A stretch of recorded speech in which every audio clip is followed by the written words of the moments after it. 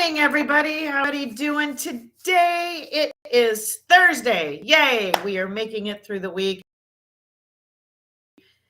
with flying. All right, guys, I might be a little hopped up on coffee this morning. I have kind of slugged down 2 cups of coffee when I only have one. So if I get going a little blah, it's kind of the mood I'm in today. The sun is shining. The coffee is in my veins and I'm ready to rock and roll this morning. So, and get jumped in here. First things first, though, guys, you can win. You can win a one-on-one with me. It'll be free. A free one-on-one with me. We can talk about buying. We can talk about selling, to do whatever you want to talk about with that. All you got to do is pop over to YouTube and click like and comment on. Will get entered into it. Okay. So the drawing for that is on the 20th. So I will be doing that. So get on over there and get in as soon as you pop. All right, guys, I'm going to jump into the topic today because this is something that a lot of people wonder about. Okay. So don't even look at houses until you have this. Don't look at houses until you have this. So I'm going to call out the elephant in the room and tell you what this is. And then I'm going to tell you why this is so important. Okay. So don't you have a pre-approval letter for financing? And I'm going to say that again for the people in the back. And I'm going to say it a little louder. Do not seriously until you have a pre-approval letter. Okay. All right. So the question is, for those that don't understand financing, what is a pre-approval letter? Okay. So a pre-approval letter is where you have reached out to whatever financial lender.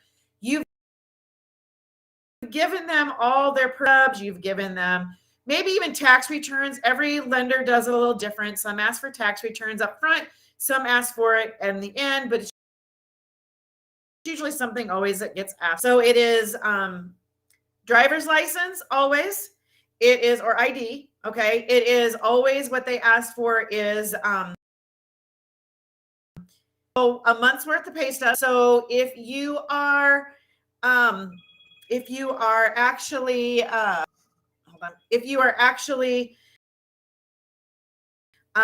you would need 4 pay stubs. If you're biweekly, then it's 2. So they need a month's worth of pay stub.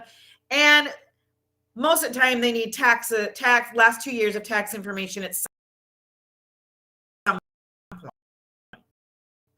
point. Okay. But you have filled out the application. You have sent all the documents in. They look at it. They pull your credit. They look at your debt to income ratio. And that'll all be on the application. Like they'll ask you what you have for bills, if the situation is. Okay. So you'll have to fill all of that application out. And then they will pull your credit and see kind of where you're at. Okay. Based on that, then they will tell you, yes, that you are approved up to X amount. Okay. So they're going to give you an idea. So don't, and sometimes people are amazed at actually how much they qualify for. Sometimes they think, well, all I qualify for would be 100,000, which is not always true. Sometimes it's more than that. Okay. So, you would actually get pre-approved up to say it's 150,000. Okay. Now, some places will give you a pre-approval letter that says your amount on it. That's fine. You can use that one. We just recommend that you black out the amount. It's okay for your real estate agent to know that, but you don't want the person that you're trying to buy a house from what you're approved to, especially if you're buying a house that's under what you're approved to. Okay. So there's ways you can just black that out, take it off, that kind of thing. Okay. Or some places will say that, yes, you are pre-approved for, and it'll give the property address. And then they know that they're just pre-approved for that amount. Okay. So you'll need a pre-approval letter. All right.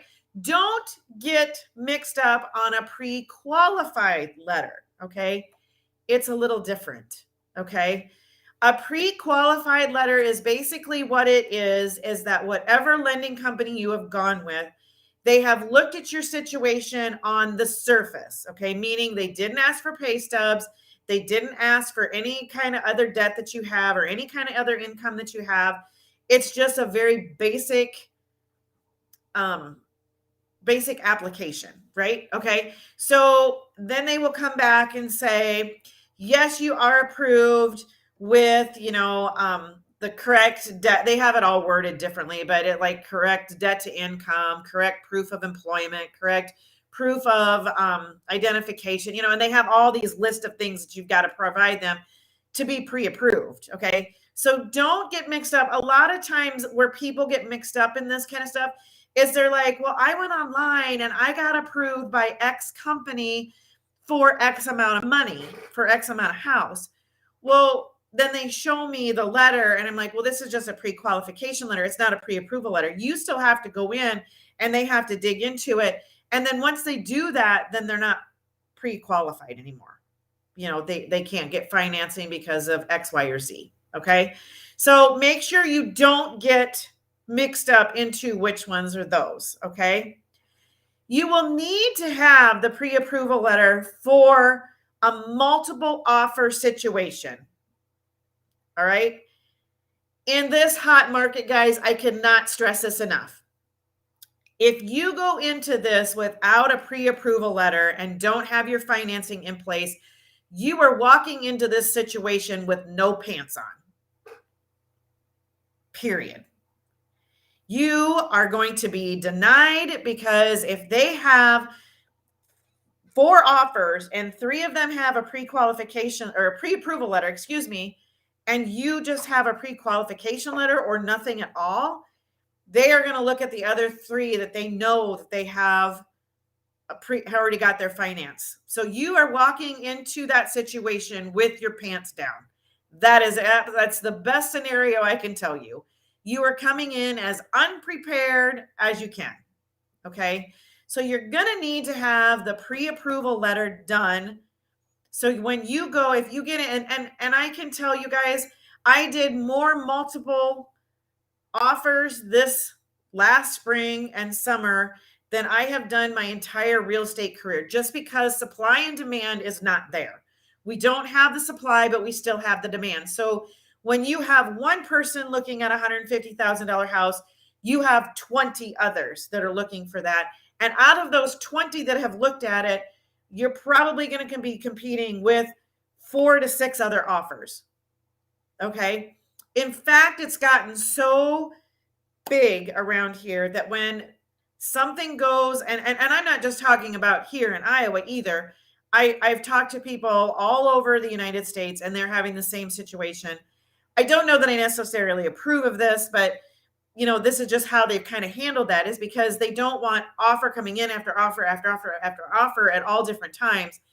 They will state right in there that they are accepting offers until, let's say, Friday at 10 o'clock. So if it lists on Monday or like on the Friday before, they're going to have it on the market for a week and they're going to accept all those offers. They're going to collect all those offers up until Friday of that following week. And some are even shorter than that. It just kind of depends on who's doing it.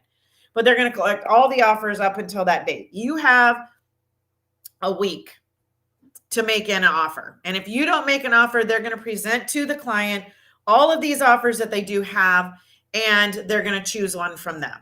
All right. And you're probably not even going to get a chance at it at that point, because usually somebody offers something that, that's where it goes on to where their desperation is at. So a lot of times people will be like, well, okay, well, I really love this house. I want it. We need to offer more than what they're asking, or they're not going to ask for anything. No inspections, no home and warranty, no anything. Okay. And a cash offer will typically win out over somebody who needs financing. Just the way it is. Okay. So, but if you don't come to the party prepared, you're not even going to get considered. Okay. So just keep that in mind. That is why, and if you've watched some of my past videos, in every video I have stressed financing. Okay. So guys, here's what I'm doing for you. Okay. To make this simple for you. Okay. I am doing a 5 days to easier mortgage financing. Okay. It is completely 100% free. It's going to be a 5-day event. Okay. We are going to meet via Zoom, and it is going to be recorded live on Facebook. All right. But it is a 5-day event, and it starts on Sunday, January 30th, and it's going to run through that Thursday. Okay. And we are going to go over a new topic with this financial process and give you a good overview of what the easiest way to do all of this is, and get you prepared so you can walk into whatever financial institution or go online or make the call or whatever to whatever financial institution that you go into and have confidence that you have got a good foundation as to what you're doing to make the process go smoother. Okay. And you'll have some knowledge as to what everything means. Okay. Not everything, but what most everything means. So you have a good outline of what's going to happen. Okay. So that's going to be a 5-day event. All right. That is going to happen on my free Facebook page. The link to my free Facebook page is in the description. And so go ahead and click on that, pop over, and then you'll see the event. The event's going to be under events, and just go in and click on that you want to, so you get that into your calendar so you remember. It's going to be you don't want to miss situation. All right. Especially if you're brand new, like anybody can come in, but especially if you're brand new, best way, if I would have had this when I started this process 15 years ago, I would have been ecstatic because I didn't know, I scrambled, it was just more of a process. Okay. So now that we've done everything online, things are a little more mainstream, but it's good to be prepared so you know what you need to have. All right. All right, guys. I hope you guys have an amazing day. I will see you tomorrow morning at 10 a.m. Have an awesome